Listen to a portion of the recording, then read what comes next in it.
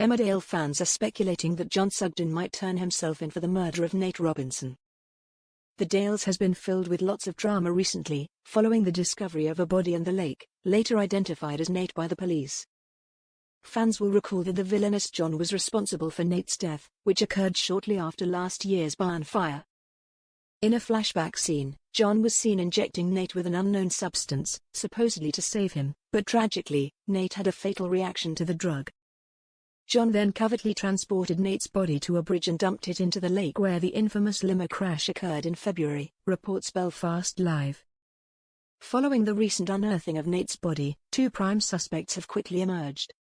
Initially, detectives suspected Cain Dingle, who had a row with his son on his last day in the village.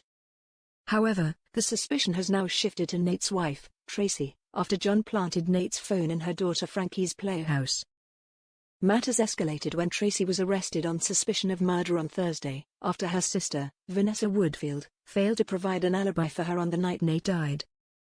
In Friday's episode, John paid a visit to Tracy at Tuggill after she was released pending further investigation. "John, I'm being set up," Tracy said, to which John swiftly responded, "I know.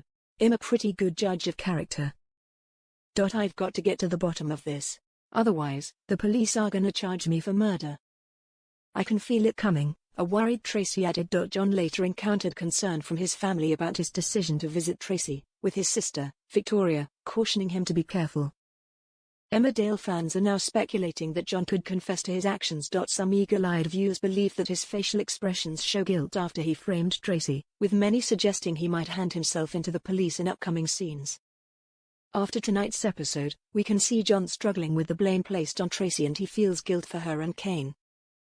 Do you think the guilt will be too much to bear and either Aaron will start to notice his demeanor and night terrors and put the pieces together himself, or John outright confesses to Aaron what he has done?